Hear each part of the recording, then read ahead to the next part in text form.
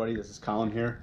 I quickly wanted to stumble through a little review of my 2018 YT Jeffsy CF. It's the 27.5 version. As a lot of you may have seen, the 2019s are available, and they did, I guess I would call it a redesign. They just kind of revised a lot of the things on the frame that kind of could have been improved. And I'll talk about that right now. So basically, I really like this bike. I wanted one bike that could kind of do everything. I do a lot of cross country in the Milwaukee area because there's really nothing else to do. But we do have some downhill. We have one downhill park, Little Switzerland ski hill, and it gets pretty gnarly actually. Runs are short, but they have some really big stuff, and this bike holds out on all of it in ways that my Trek Remedy never did.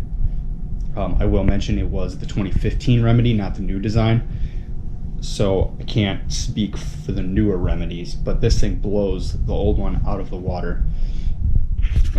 So when I got this bike, right off the bat, I knew it came with SRAM brakes. That doesn't fly with me. So I put these Shimano SLXs on here. I like really fast stopping power. SRAMs, they just modulate a little too much. I'm not a huge fan. What else did I do? I did put a 32 tooth wolf tooth oval chainring on there. I do feel like it helps me, or I do notice it, maybe on some climbs, that it does feel a little bit better and a little bit lighter. So one of the things a lot of people don't like on the YTs is the E13 cassette and the Shimano stuff. I actually bought the bike because of that. I prefer Shimano everything over SRAM. Shimano drivetrains just feel a lot smoother to me. They seem to take less maintenance, and they're just smoother. And the whole drivetrain is lighter. I mean, yeah, Eagle 12 speed, that's cool and all, but Shimano just feels better to me. It's a lighter setup. Honestly, that kind of was part of the reason I didn't get the Canyon Spectral.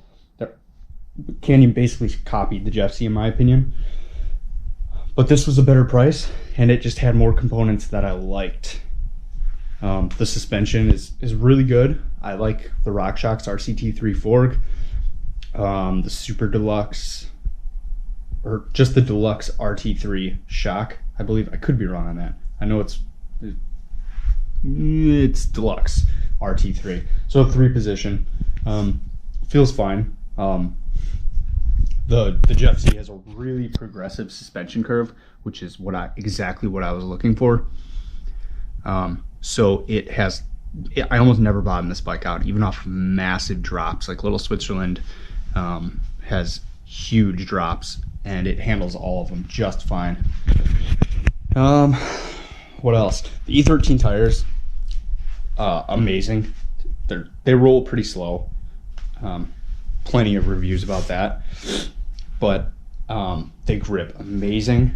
I actually did just buy a new front. I bought the same front because they're on sale for $40 at Jensen, so I'm gonna give them a shout out because $40. That tire is a steal. But I don't have it mounted yet, but I just got their new LG1 semi-slick. I'm looking forward to trying that.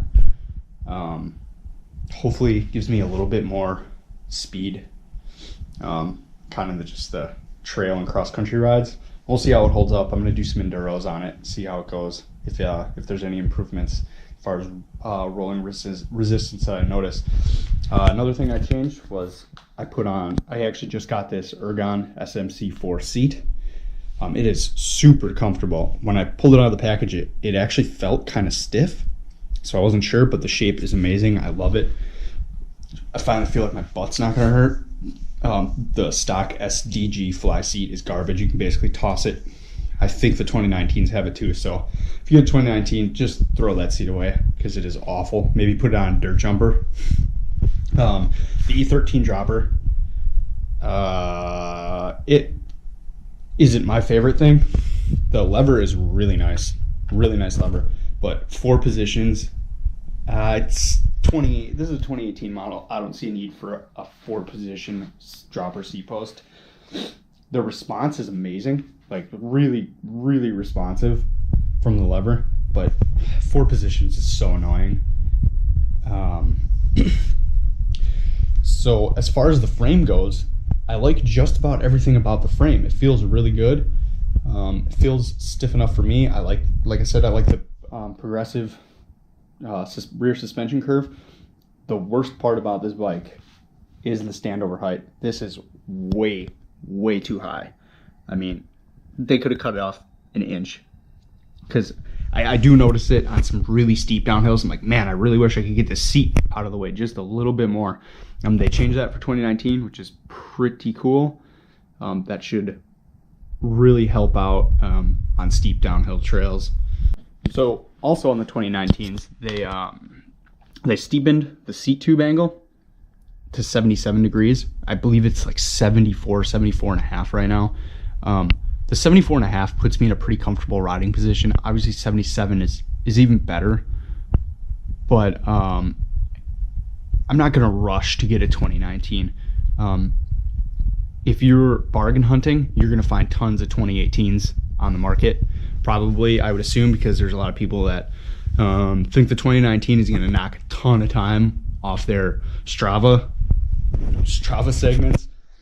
I hope I'm not kicking myself, because I don't have plans to get one anytime soon, but who knows. But yeah, if you're kind of bargain hunting, I have a feeling you're going to find a lot of these for really good prices, and I would say they're worth every dollar. I don't know if I'd call it a complaint. I'm really glad that they did incorporate a bottle in there.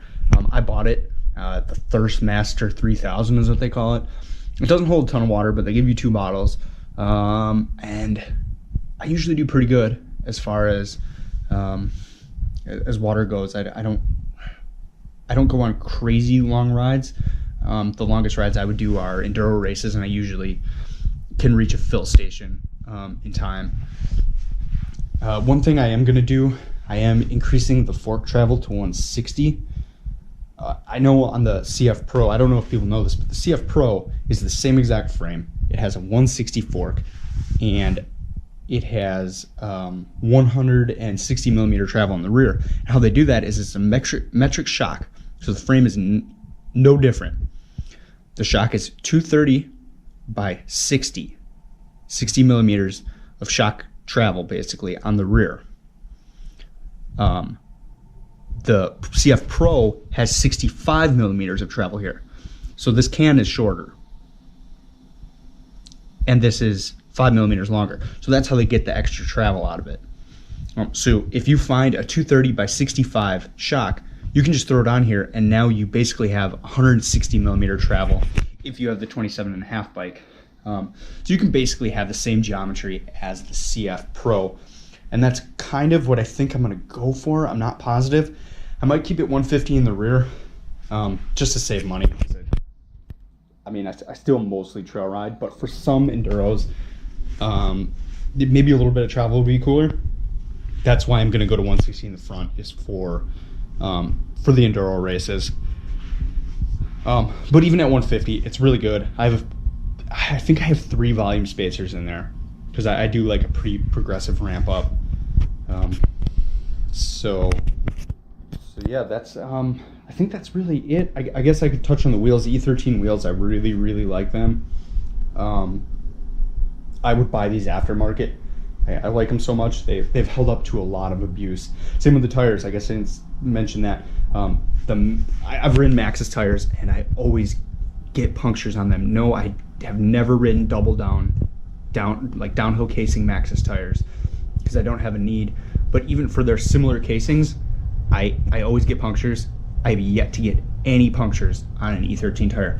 And I did have one instance in North Carolina where I pulled off the truck, because I was like, well, I just totally, I caught a rock right on the sidewall, and I felt like I just heard it rip right through, and nothing, just kept riding. It was pretty unbelievable. I was like, man, if that was a Maxxis tire, it would have been shredded.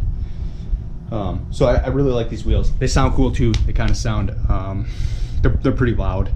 They kind of sound like Industry 9s. a cheaper Industry 9. The DT Swiss rear axle is really nice. I do have titanium bolts on here, pretty cheap actually on Amazon. I had those laying around for a bike that I was going to build that didn't end up happening, so I threw those on there. Just kind of a cool little touch that I like. Oh, last thing I'll talk about. I put these rev grips on here. I thought those were pretty stupid when they came out. I didn't see a need for them. Then I saw lots of positive reviews. So it got me wondering. And then they came out with these cheap.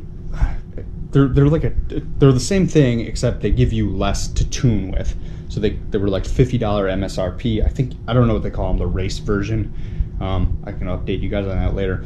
But you can get them for 50 bucks. I had a 20% off coupon, and I was like, hell, I guess I'll give it a shot. So I have a couple rides in on them, and so far I like them. I haven't been able to test them on anything super gnarly where I would get some serious arm pump, but it's winter in Wisconsin, so my riding is pretty limited at the moment. But yeah, I really like this bike. It's a lot of fun. I just kind of call it a big BMX bike. It kind of gets me doing everything I want to do. The 2019 looks cool, but you guys are gonna find these on sale like crazy. Like I said, I have a feeling a lot of people are gonna rush to the 2019s, which is fine. But if you're looking for good deals, this thing does everything. And I would say, there isn't a ton that you really need to change right out the box. I mean, like I said, I don't like SRAM brakes, but I feel like a lot of people do. So whatever floats your boat. Yeah, if you got any questions, let me know. I hope you enjoyed my little breakdown of this bike. So yeah, if you have any questions or suggestions, let me know, and please subscribe to our channel. Thanks for watching.